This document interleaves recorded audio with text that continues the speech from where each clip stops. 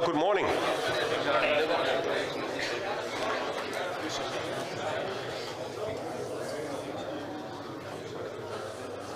Good to see you all on PUG Challenge 2023. Not everyone is already there, maybe due to the weather or traffic jam. So a lot of time. Welcome in Hotel Zuiderduin, that's how you call it in Dutch, in Egmond aan Zee. Egmond aan Zee is a nice, small city on the beach. City center, shops, restaurants, bars, terraces. Great beach with beach clubs, cocktails. But, sorry.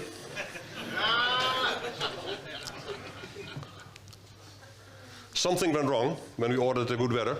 It came a week too early or don't know what, but yesterday it was kind of terrible. I don't know who was already here yesterday. It was a storm and rain, and so today will be a little bit better. So this is from a couple of days ago. Will be a little bit better, but tomorrow and Friday will be a lot of rain. So sorry for that.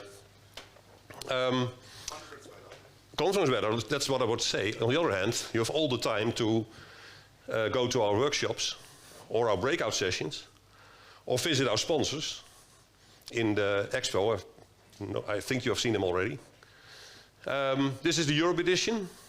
On November 12 to 15 we have the Americas edition.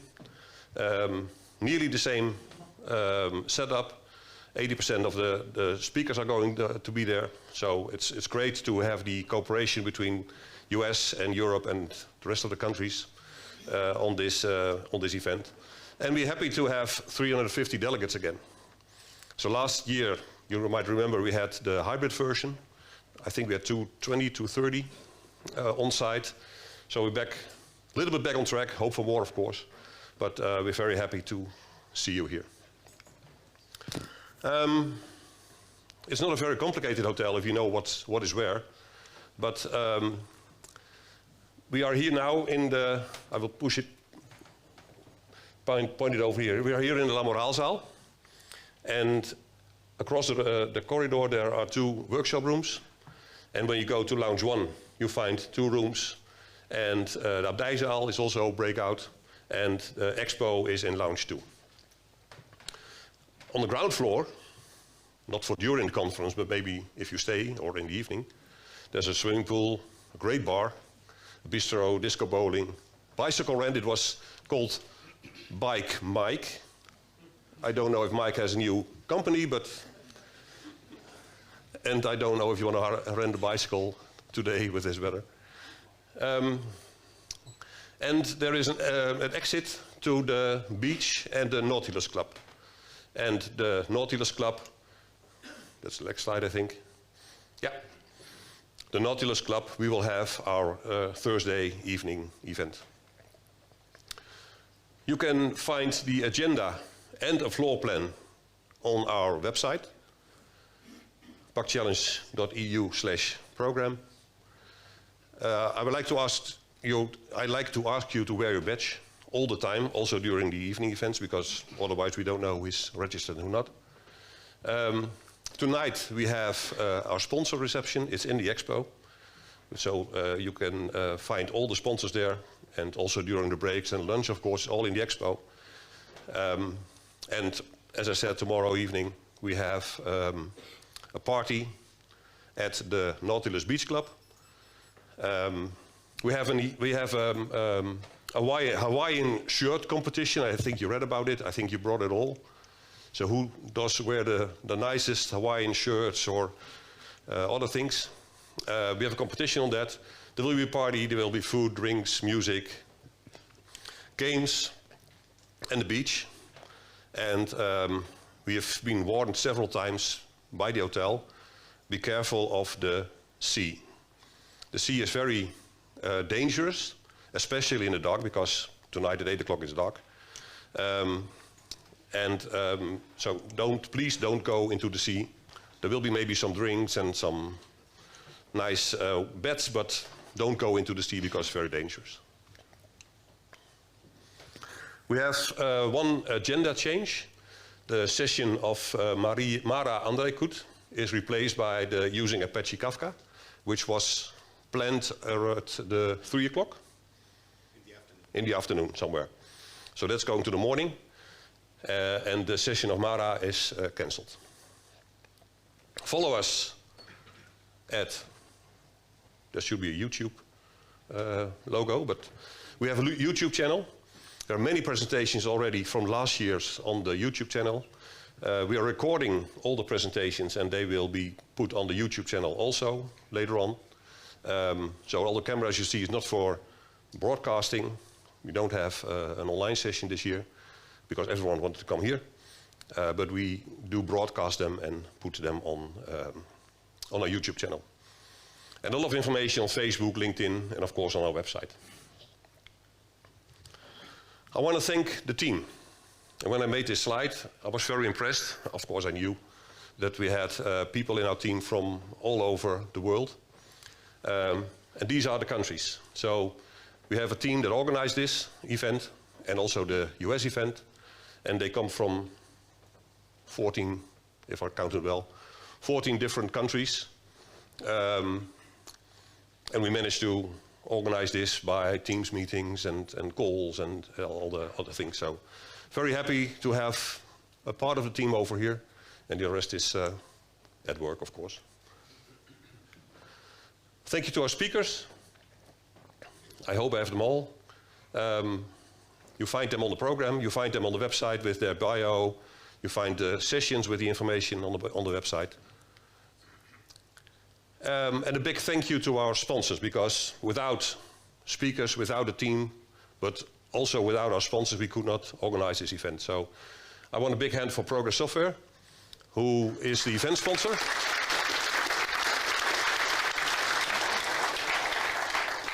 Thank you for all the support, for the sessions, for the workshops, for the marketing.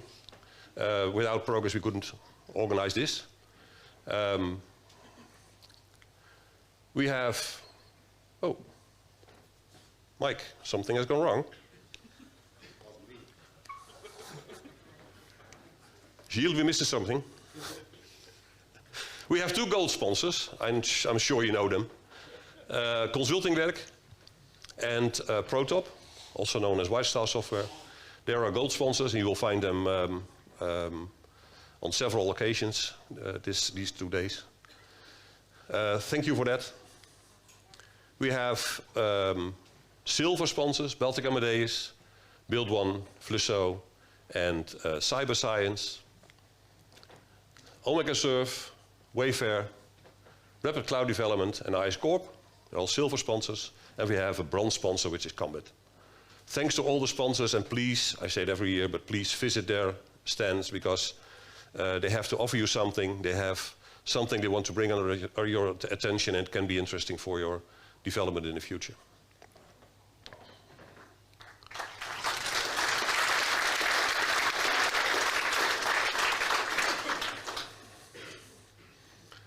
Still missing Mike, sorry. In the original it was. We have some extras from our sponsors. Start on the right, get in touch. If you have your badge, and look on the back of your badge, there is a QR code. And if you want to contact with one of the other delegates, just let them scan the QR code and you get in contact with your contact details on your mobile. Wayfair has a tool, it's called Waylink. Information is on their booth. It's meant to get people in touch. Progress has some race simulators on their stand. It's at the expo, of course. And again, Consulting Werk and ProTop do have the Rumble at the PUG, so the Battle Pong Blitz game. So you can do that on their stand, and can do that also during the sponsor reception and during the games tomorrow night. And we have drinks sponsored by, again, Consulting Werk, which is not on the slide. I hope you're not asking for a discount, Mike. I know you. And no. All our sponsors are very generous. Thank you for that. And ProTop. And they brought beer, because they didn't like Heineken, which is Dutch beer.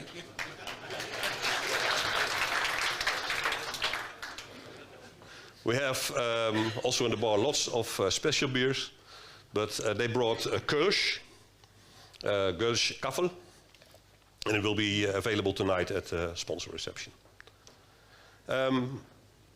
Saying one of our gold sponsors is Consultingwerk, despite the fact that they were not on the slides. And we want to bring them under your attention with a small video and a presentation.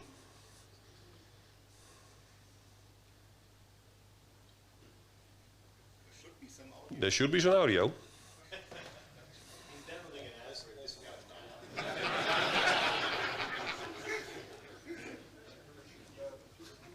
Sorry?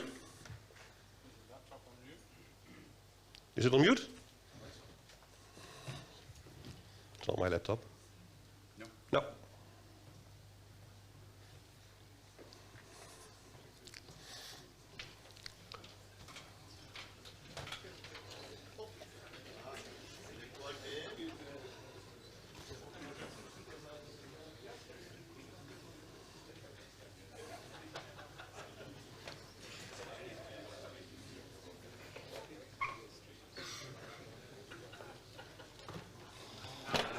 Ah.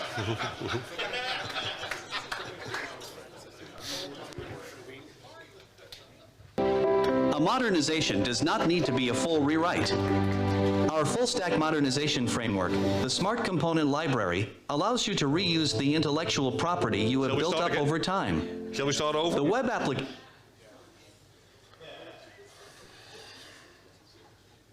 Oh my dear.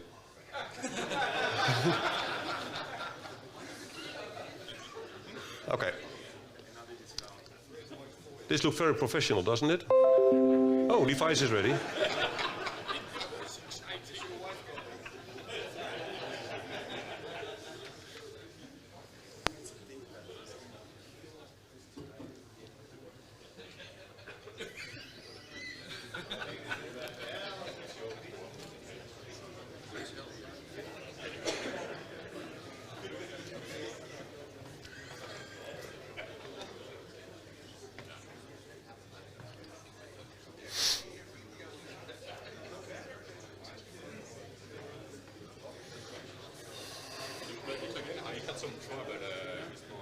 Okay.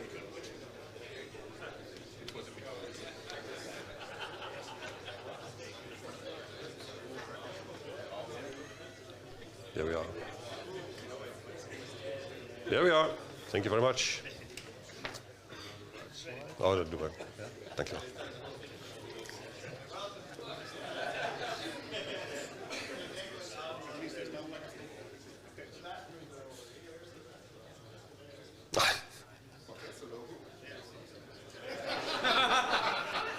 Was there a logo? So we have a logo. Oh, wow. One side.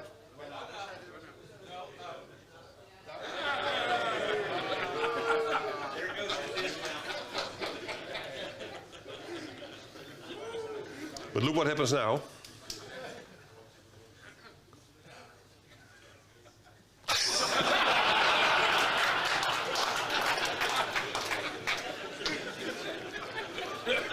So thank you to our sponsors again.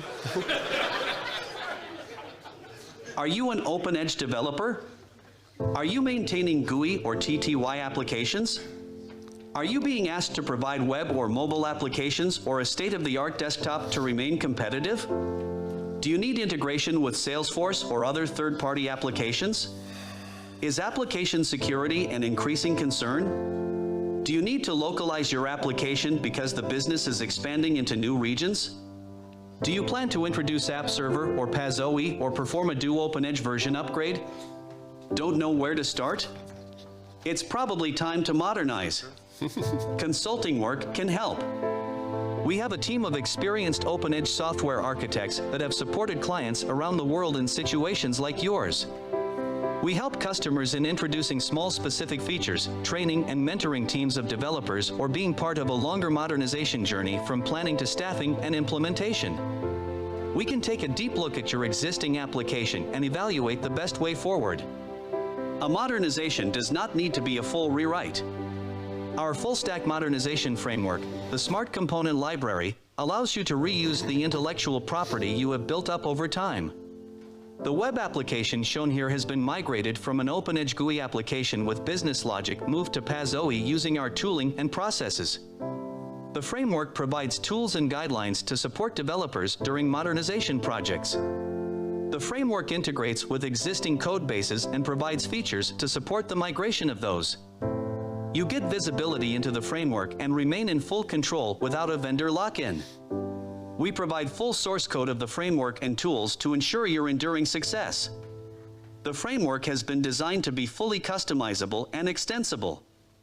We invest time on research and development to constantly be a step ahead of the demands of our customers.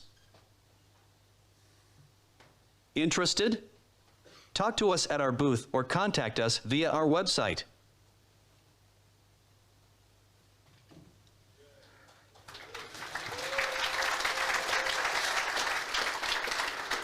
So, good morning. Is it on? So, I think we're all awake now. Yeah, I'd like to welcome you on behalf of the whole team of the Incognito sponsor of the conference, Consulting Werk. 8 of us are here, and yeah, we're glad to see so many customers, friends, partners, and new faces here. Yeah, my team, especially Daniel van Doorn, Lutz Fechner, and myself, we've prepared a number of presentations here. Many thanks to my brother. He had to jump in very spontaneously last week because one of us has broken his arm and cannot be here. No questions. No questions, no. There was no alcohol involved, I was told. No, so there are various presentations about topics around application modernization, OpenEdge, PAS-OE, moving to the web, security. So if you are interested in anything like that, yeah, look for our presentations, visit us at our booth. Bert already told tonight at our booth, we have Kölsch from our hometown. I wouldn't have said that we don't like Heineken. That should have stayed a secret. But no, I think we're in the 11th year now sponsoring the PUG Challenge. And well, 11 is a number with a special meaning for the town of Cologne. So we thought, well, let's bring some Kölsch to the conference. Yeah, I wish you all a very successful conference, lots of new information, lots of fun. And yeah, hope to talk to you here. Thank you, Mike.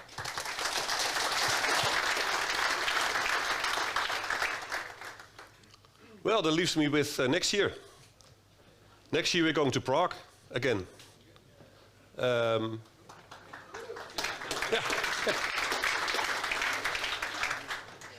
September 18 to September 20, so put it in your agenda. We will, of course, send a lot of mailings and put information on our social media channels, but next year, Prague. Beautiful city. Then I'd like to introduce Mr. John Ainsworth from Progress. John is EVP, and Mike said he's Mr. OpenEdge, but that's not true, of the Application and Data Platform Unit. John, stage is yours. Thank you very much.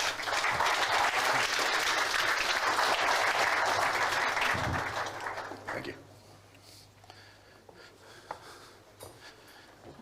Good morning, everybody. Good morning. Just want to mute just in case there's some other noise there. So my name is John Ainsworth from Progress. I've been with Progress for about 6.5 years at this point. Joined specifically to work with OpenEdge and a number of other technologies. So glad to be here at the PUG. Couldn't make it last year, I was sick, but it's good to be back, and it's good to see so many faces in the room in person. During the presentation, we will be doing a few live polls. Hopefully you'll all get the right answers.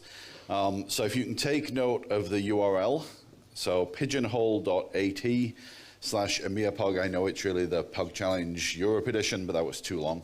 So if you can get that URL, it will be in a few other places during the presentation as well. That will help us as we go through. So as Bert mentioned, I'm the GM of something called the Application and Data Platform Unit here at Progress. So what you may know is that as Progress has grown, both organically and through acquisition, we've added more and more products to the portfolio. And so last year, we decided we needed a very special focus on open edge and data-related products. And so we formed a unit called the Application and Data Platform Unit, which contains open edge, our data direct portfolio, Corticon, and some other pieces that we work with, and an acquisition that we'll talk about a little later.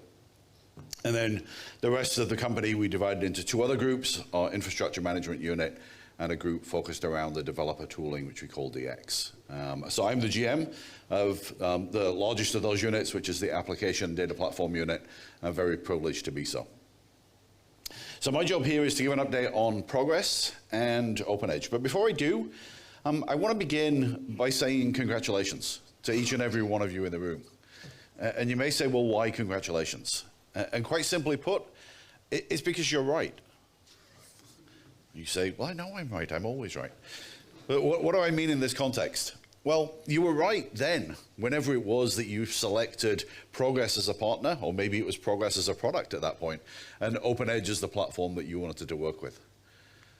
You're right now, because it is the platform that you should continue with on your journey into the future. And we'll talk about 2030 as a date as I get a little further into the presentation. And most importantly, you're right here, because as Bert mentioned, this is where you're going to find all the information that you need to continue that journey, both with Progress as well as with all the partners and sponsors that are in the room. So congratulations. Now, I want to give a Progress update, but before I do, I'd like to sort of know who I'm talking to. So first poll question. I'd like to know, how long have you been working with Progress? Now, whether that's Progress the company, Progress the product, many of you, Progress the product predated Open Edge as a name. So if you can go to the URL, pigeonhole.at/EMEA PUG, or pigeonhole.at and EMEA PUG, and let's get a quick look to see how we're doing on the poll. All right.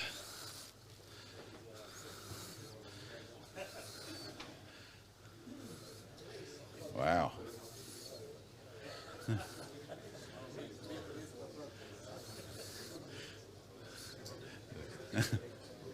That bar on the right is growing.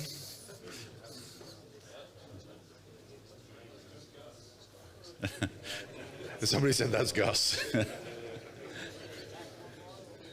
right, anybody need a moment more, or are we all good? All right, I think that's quite representative. So more than 20 years is the winner, 15 to 20, 10 to 15. Less than 1 year, we do have a couple of people at least, 2-point-something%. So congratulations on being with the product that long. This is not unexpected. This is a long-lasting community, and many of you have been in this community for many, many years, longer than I've been, and I'm privileged to be a part of it. It's good to see some new blood, and one of the things that we'll talk about as we go forward is how we're trying to encourage new people to develop in Open Edge and to become part of the platform. So quite a compelling set of numbers there. So for those of you who are over to the right of this chart, you probably think you know who Progress is because you've been working with us for so many years. But what I'd like to do is just spend a minute to reintroduce Progress. So if you were to encounter Progress for the first time today, what would you see? And I promise I won't spend too long on this section.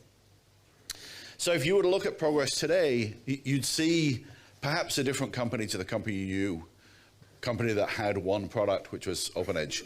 So we are a public company. You can see us there. We're listed on the NASDAQ. You can see the billboard in Times Square. This year will be about $675 million in revenue, US.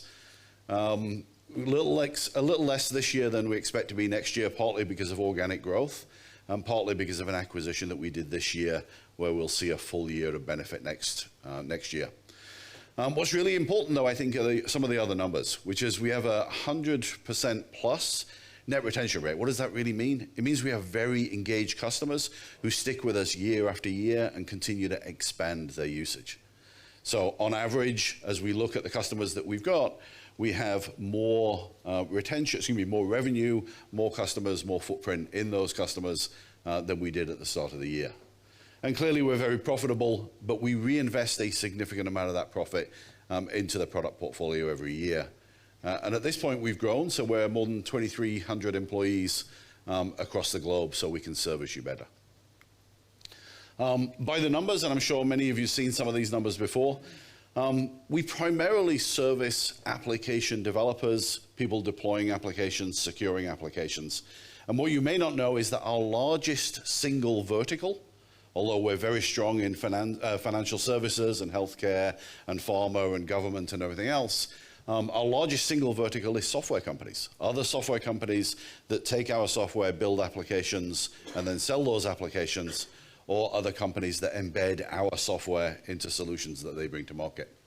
And there's lots of people in the developer community and other numbers you see there. What's probably most important, though, is why we're here. Not why we're here at the PUG, that's clearly very important, but why we're here as a company. What is it that we're trying to do? And we're trying to be the trusted provider of the best products to develop, deploy, and manage high-impact applications. And develop, deploy, and manage is an expansion as Progress has grown and the portfolio has grown, and you'll see some of that in a second. So what are high-impact applications? I'm sure all of you know because you build them every single day. Here are some of the attributes that we call out for high-impact applications. And I'm not going to go through them because I'm sure you all know them. And I will talk about some of these attributes a little later, particularly about context and data rich. So this is a slide that hopefully some of you have seen before. Hands up, somebody who's seen this slide before. A few people. So this is a slide that we use to talk about things that we believe you need in your arsenal, your portfolio, when you're building applications for your end users. And I like to talk about this slide in terms of the frequency of change.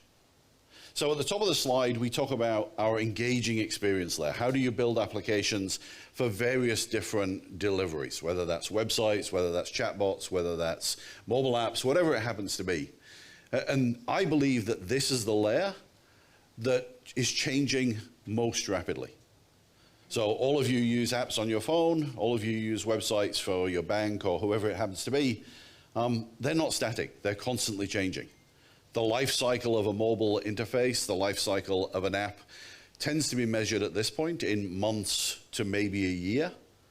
Whereas as you move a little further down in the stack, your business logic, your policies, your content, all of that essence of what your business is absolutely evolving every day, but it evolves at a slightly slower rate and pace. So a major change that's visible to your end users probably isn't rolled out on a daily or weekly basis. That's probably months to years, maybe years to a couple of years. And then as we go a little bit further back in the stack, connected data, hands up anybody in the room who's ever thrown data away. 1, 2. Roland says by accident. Data never dies. And I think all of us are finding new uses for old data as we get new technologies and we find new ways to leverage it. So at the top, very quick evolution, both in the technologies as well as the expectations of users. In the middle, moving at the rate and pace that the business changes and the business logic needs to change. And then at the back, data never dies. And then on the side, we have the tools that we use to help observe and manage the infrastructure. So that's sort of a portfolio view of what Progress believes we should bring to the table. Now, those of you who've been paying attention may notice that there's a couple of new boxes on the slide since the last time we probably showed this slide, at least to a PUG audience.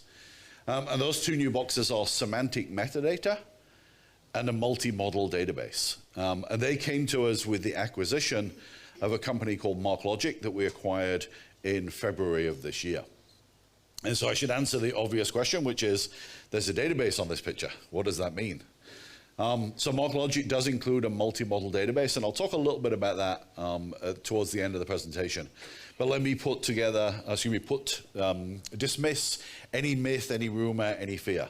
Are we replacing MarkLogic with OpenEdge? No, we're not. Are we replacing OpenEdge with MarkLogic? Absolutely not. And that's because we believe the two are very complementary, and hopefully you'll see that as we go through. So you will see me reference a couple of new products, MarkLogic and Semaphore. Semaphore came from a company called SmartLogic that MarkLogic had acquired just before we acquired them.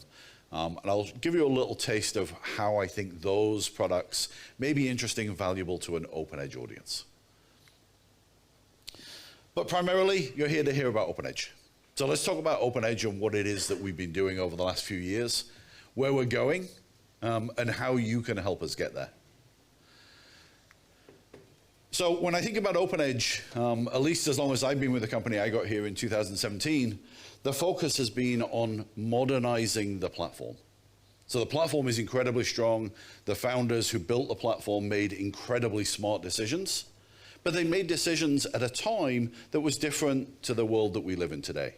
We didn't have cloud, we didn't have 24/7, we didn't have all of the things that we did today, but we've been able to evolve the platform to take advantage of those new capabilities. And so at least while I've been here, the focus has been on the OpenEdge 12 series, where we started to address things like native multi-threading, server-side joins, the ability to deploy in cloud, integration with things like Kafka, all of those things that you've heard us talk about. So you'll see the evolution of OpenEdge 12, including 12.2, which is our long-term support release. Does everybody know about long-term versus innovation releases? I think most people. So you'll notice that OpenEdge 12.8, which is our next long-term support release, there's no features listed. In part, that's because we're not quite ready to do the big reveal. I think Rob will talk about some of the features in 12.8 as we get a little further into to the week. But in part because what's in 12.8 shouldn't be a surprise to anybody. Because what's in 12.8 is the culmination of what's in 12.7 and 12.6 and 12.5 and 12.4 and 12.3 and 12.2. And that's the reason that we have the long-term support and the innovation releases, because it allows us to put out new capability that you can take advantage of if you're able to move that quickly. But it also allows us to get feedback, see those features in production, and so that we have confidence that by the time they get into that next LTS release, which is 12.8, that they've been battle tested and that they're ready to go. So this is our overall strategy for investment, and we intend to continue forward after 12.8. Now, as we talk about 12, I'm interested to know what's the primary version of OpenEdge that's in use in your organization. So we'll take a moment. Those of you who've got your phones out again, it's pigeonhole.at, EMEA PUG, and let's see what we got. Come on, 12. Come on, 12.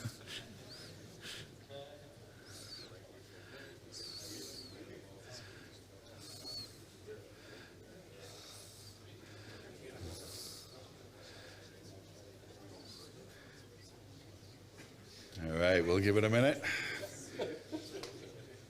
I think if we add up the 12s are beating 11. All right, we seem to be settling down. We'll give it another 30 seconds.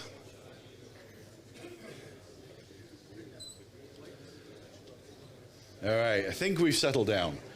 So primary version in use at this point, at least of the individuals, appears to be 11.7, with a strong follow by 12.2.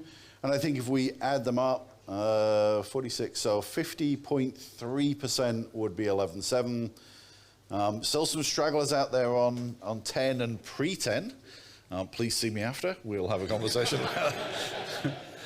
So an interesting mix and not unexpected, right? Again, I think we do see a strong adoption of 12. We do see a large base on 11, and we're going to talk about that a little bit as we go through.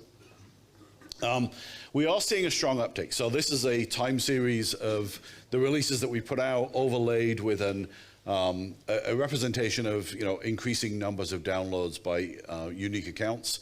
So you see that 12 is certainly being adopted. What's probably more interesting is the versions in use of version 12, and this is just the version 12 data. So if we look, and this is self-reported into our tech support organization, of those people using 12 in our direct customer base, this is people who use OpenEdge directly inside their own organization, then we see clearly 12.2 is the predominant version in use, scattering on the other versions. And if we look at the data as represented by our application partners or ISVs, so these are people who take the platform and then build applications that they take to market, you see something similar, perhaps a little bit more in 12.2. And I think that's just representative of the fact that an application partner tends to put out a release into their customer base, especially if it's on-premise, that is going to live for a while. So we are seeing strong adoption of OpenEdge 12, which is good. So next question, particularly for those of you who were down in the I'm on version 10 or prior, and those of you on version 11, what are your plans to upgrade? Be interested to see. So again, if you can go to pigeonhole.at, take a look. Already there, look at that.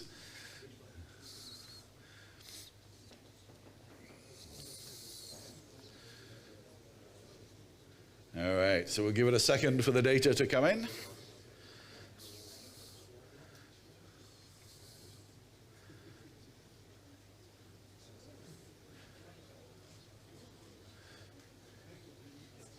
All right, we appear to have settled down.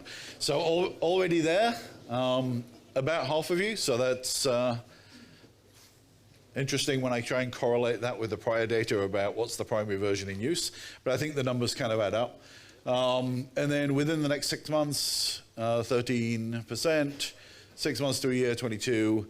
So there are a few, 1 to 2 years, and then more than 2 years but planned, and then no plans at 4.6. So we do see, and this is again very consistent with what we see in other places, a strong push of people who are already there, a strong push of people who are planning to get there within the next couple of years. And that's really important because I'd just like to remind everybody that in April 2025, 11.7 is no longer supported. So for those of you who don't have a plan today or have no plans, again, I'd encourage you, get together with our team, the Progress Professional Services, get together with one of the partners who I'm sure will be more than happy to have a conversation about how to help you begin that journey of modernization and upgrade to something new. Because clearly in the world that we live in today, with vulnerabilities and everything else that's out there, it is important that you stay as current as you can. So I'd encourage every one of you who isn't already got a plan or doesn't already have a plan to really think about it.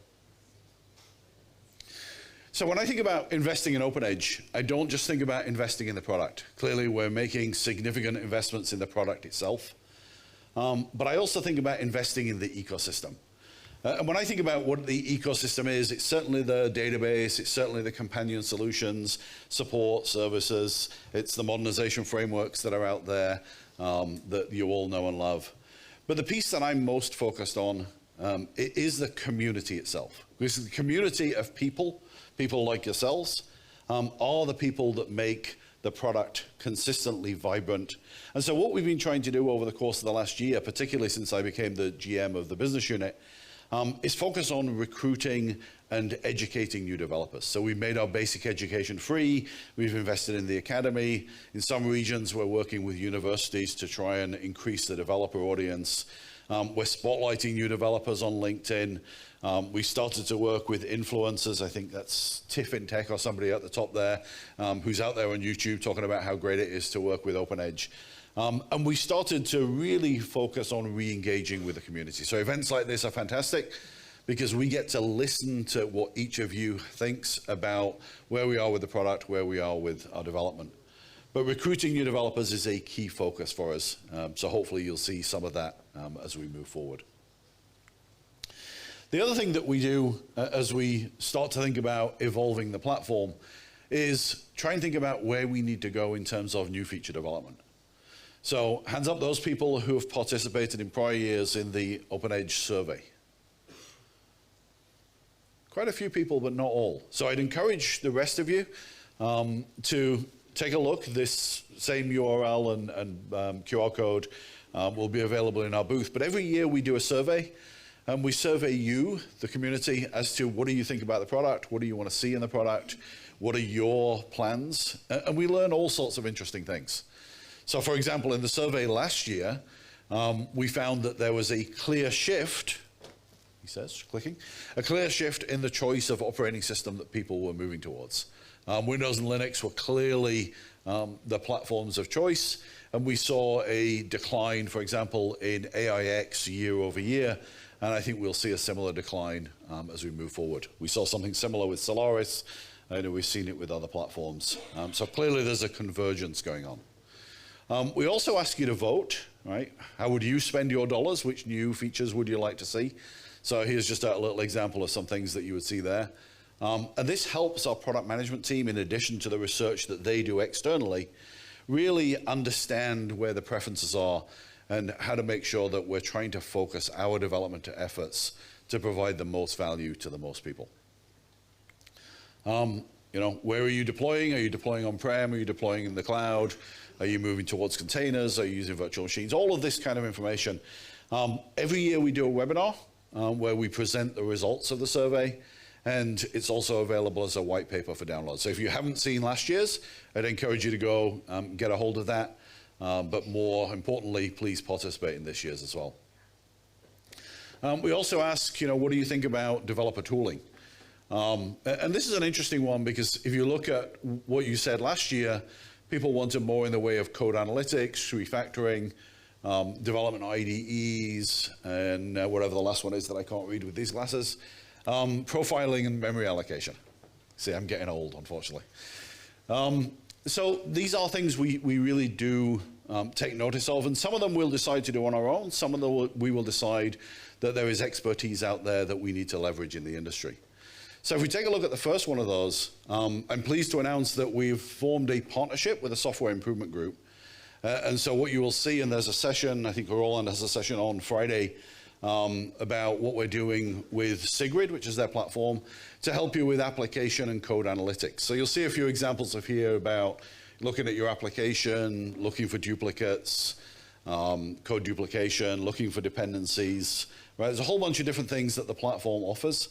What I'd like to stress is that it's really the combination here of the platform, as well as our professional services experience and expertise, that's going to be valuable to you. So I'd encourage you to go and have a conversation, attend Roland's session if you're not attending some other one that's important, and go take a look. We'll also be talking about this in the expo.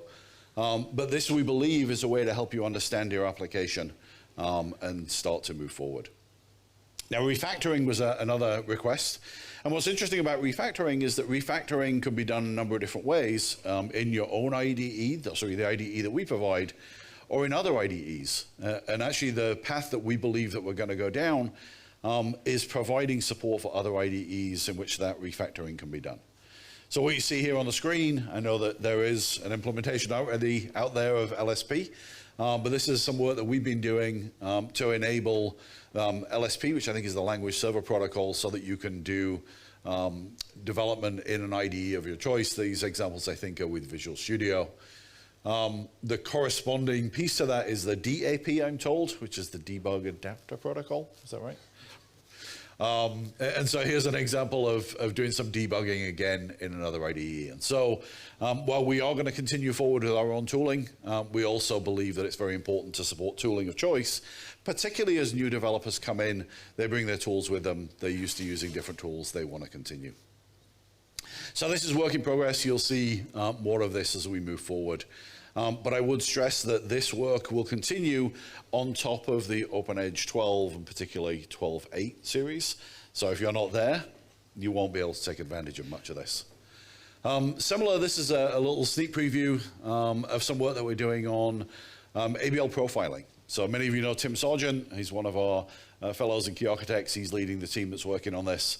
But what you see on the screen here is, a set of sessions leading to a view of memory allocation by different components. And there's something which I think is called the ERP pop-up menu, which is consuming memory. And then drilling down on that, you get a view of what's happening with that pop-up menu when it was invoked, how much memory allocated, whether it deallocated it, that kind of stuff.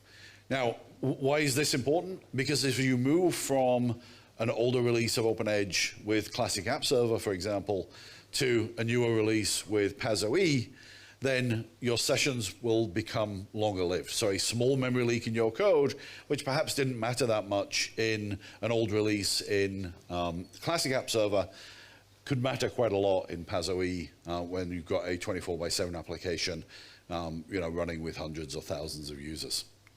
So more to come.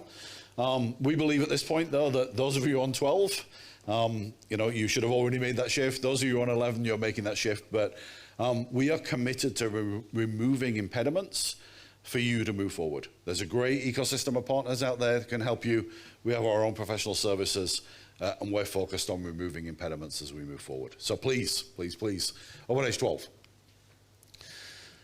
So let me switch gears a little bit. And ask the question, how much of the data in your organization is maintained in your Open Edge environment? Again, let's see how we go.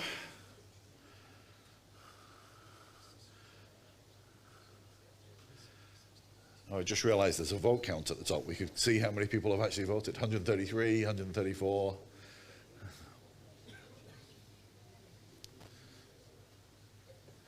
Give it another minute or two.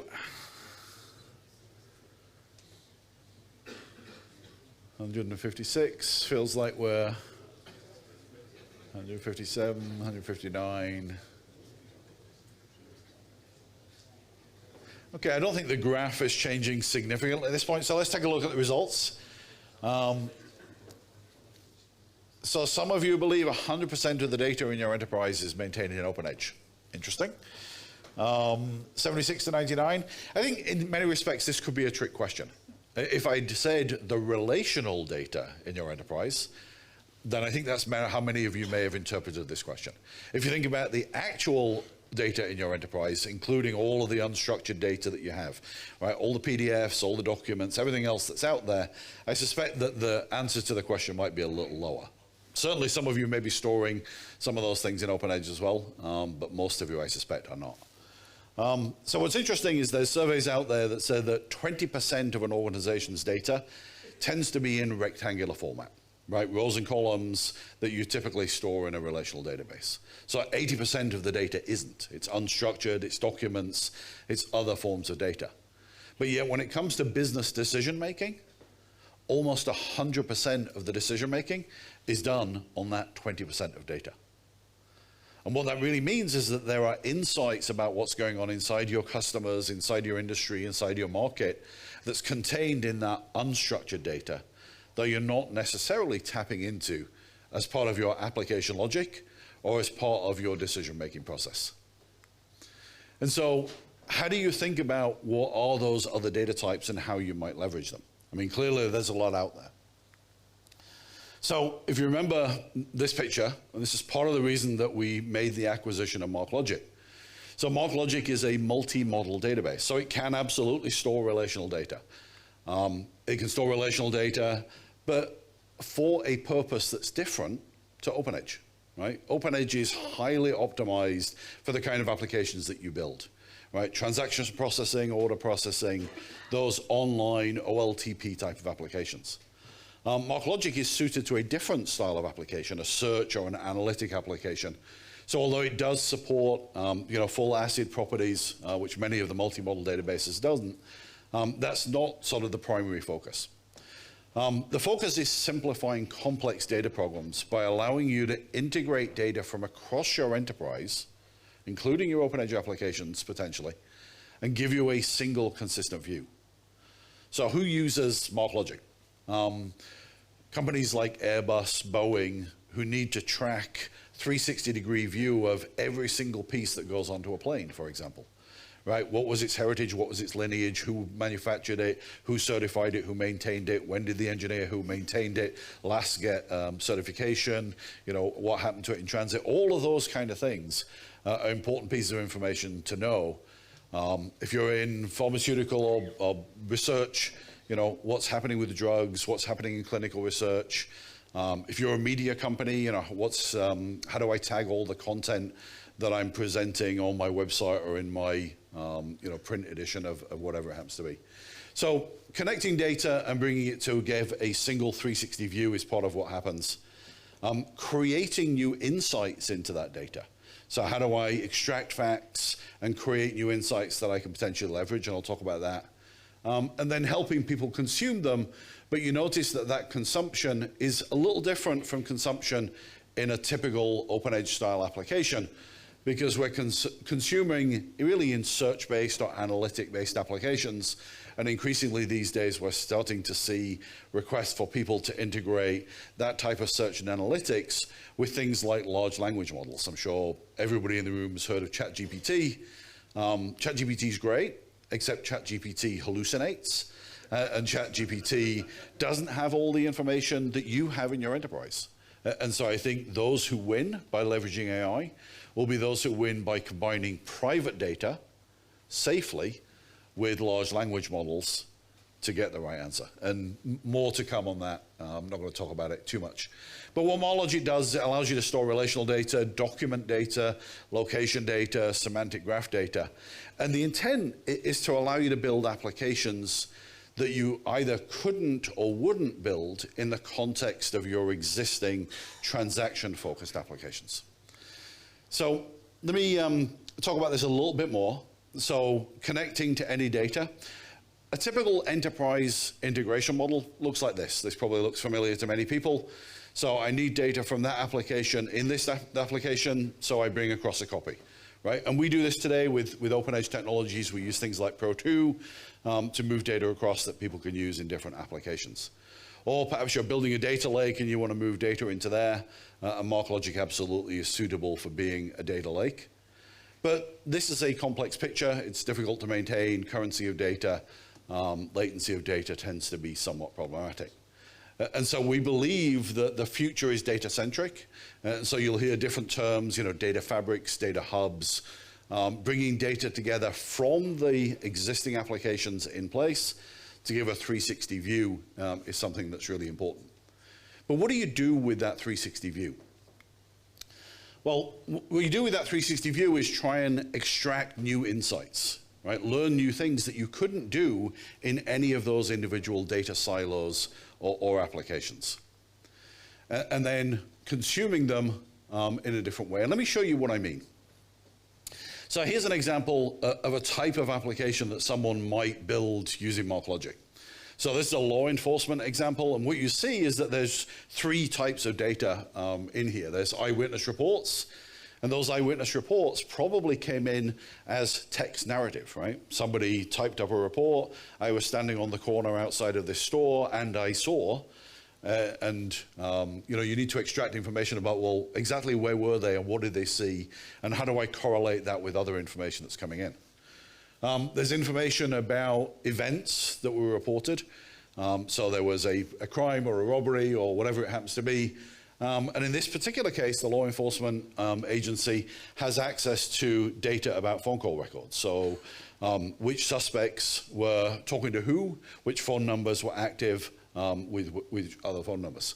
And so what you see at the bottom is a temporal view, looking across time, of connections between suspects and trying to correlate that with activity that's going on from the other reports. So this is a type of application that people typically would build using the data that's resident in MarLogic, because we have time series data, geospatial data.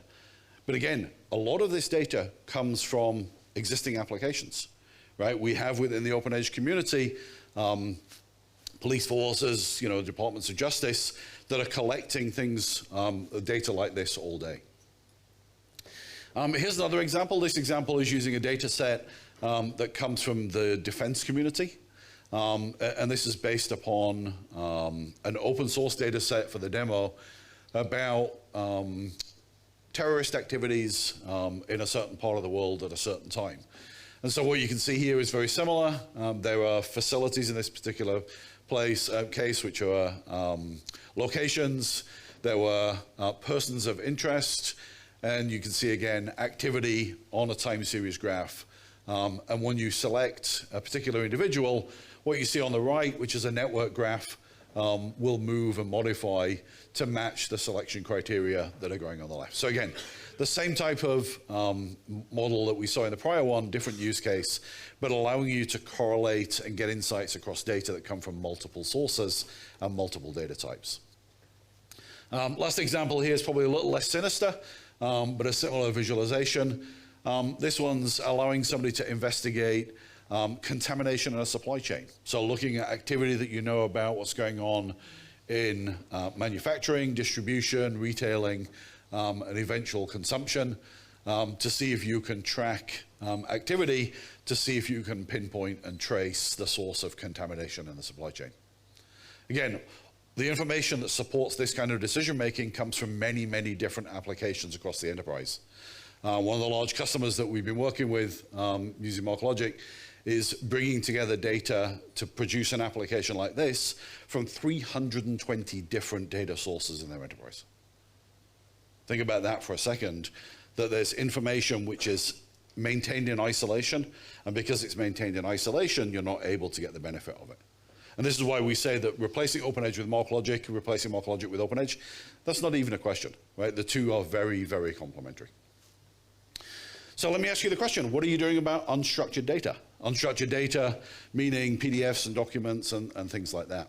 And before I get into a question or poll, which I think there's one coming, I'm sure all of you are familiar with this problem. So you do a Google search for Hamilton. Now, am I looking for the musical? Am I looking for a race car driver? Am I looking for the capital of Bermuda? Or as I found out when I was down in Australia a couple of weeks ago doing this presentation, there is a suburb of Sydney called Hamilton, which I didn't know. And the problem here is that Google, while Google knows a lot about you, right, and it knows a lot about your search history, it doesn't necessarily know the context in which you're asking. And so there's a term that we use called things, not strings.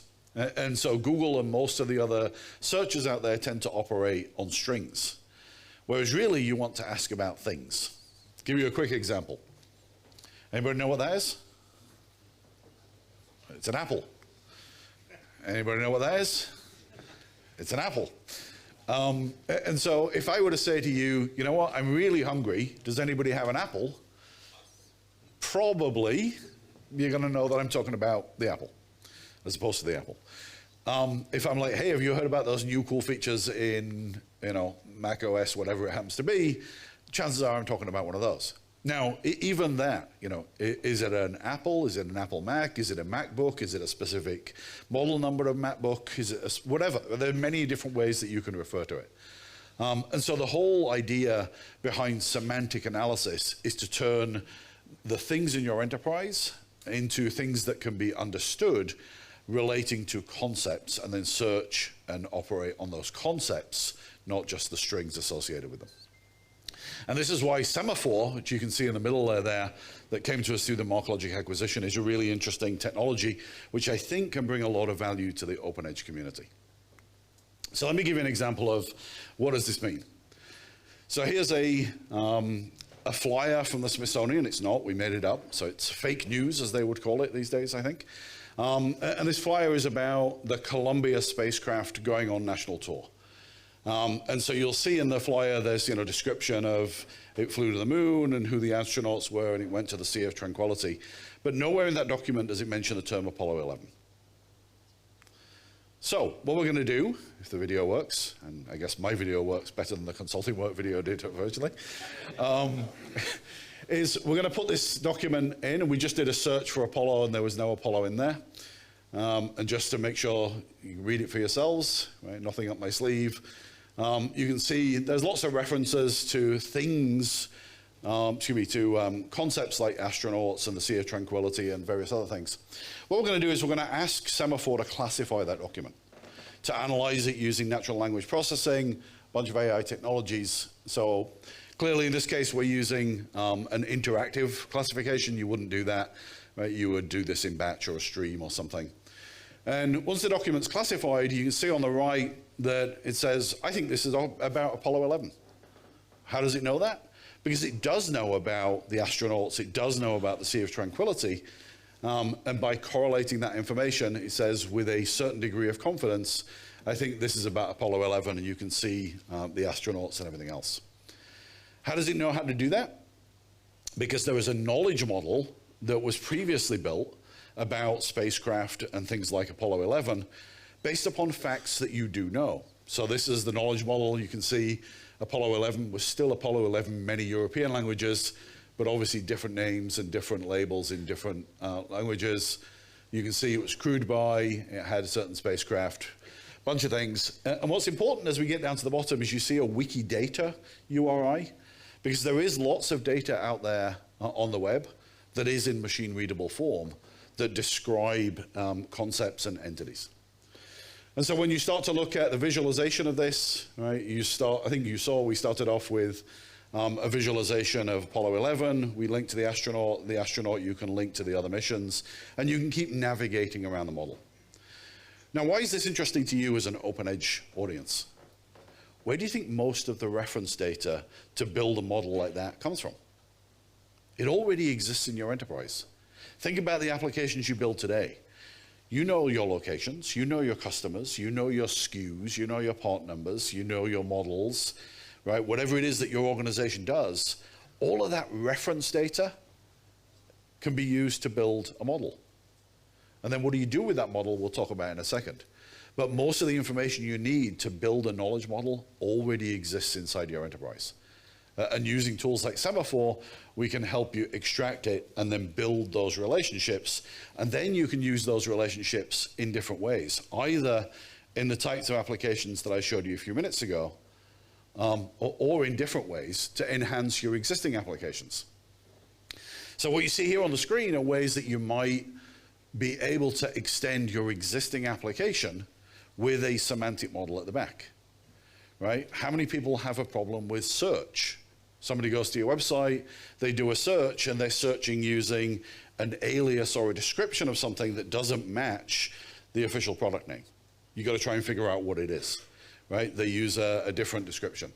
Perhaps you want to build a tree browser of concepts or other parts of navigation that they can use to navigate down. Maybe you do want to provide a model of visualization that people can navigate. There's a whole bunch of different things that you could potentially do by taking the existing data that's in your existing applications, building a knowledge model, and then using that knowledge model to supplement the applications that you got today. Excuse me. So lots and lots of interesting stuff going on there. And this is why we believe that the architecture of the product is sort of the right architecture. Because if you think about what we're trying to provide, we're trying to provide engaging experience technologies. Much of the visualization that you saw in some of those applications comes from our Kendo libraries, right? Our developer tool libraries provide great visualization. And where possible, we're using those libraries in that kind of visualization application that you saw. Where does much of the information come from? It comes from your applications today, from open edge applications. Those open edge applications perhaps supplemented or feeding information that's being harmonized in something like the multi-model database, bringing data from outside, perhaps using our data connectivity solution, and then applying that semantic metadata layer to interpret so that you can take information that's coming from, I was going to say tweets, for example, but I don't think they're called tweets anymore. Are they called X's these days? Or are they still called tweets? All right. They're still working. But you can take information that's in PDF documents, that's in transcripts of calls, right? Voice recognition technology is getting much better. I'm sure many of you have been on Teams will see the transcript of the recording. It is actually getting pretty good.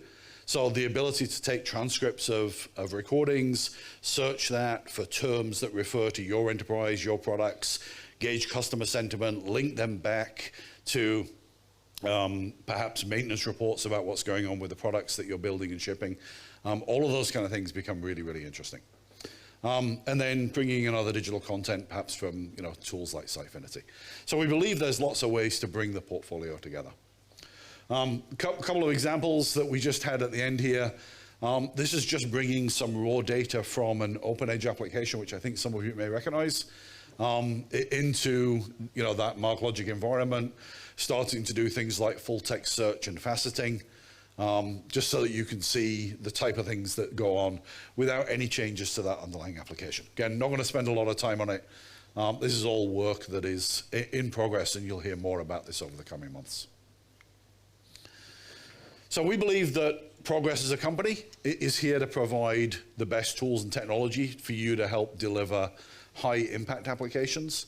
And increasingly that definition of high impact is going to evolve to include leveraging unstructured data, different data types like geospatial and temporal data, new methods of visualization, new methods of analytics, new methods of search, and we're here to help you. And we're still not done. There's lots and lots more to come. I think the key message for this audience, however, is not that. There was another slide there. I don't know what happened to that slide. But I think the key message is we're going to do all of this on top of the OpenEdge 12 series, particularly OpenEdge 12.8. So if you're not there, please, please, please, we encourage you to engage with us, engage with one of our partners on that mission. OpenEdge 12.8 will be supported in 2030, right? It's a long-term support release. We're ready for 2030, and we're not stopping there, right? We got plans for way, way beyond there.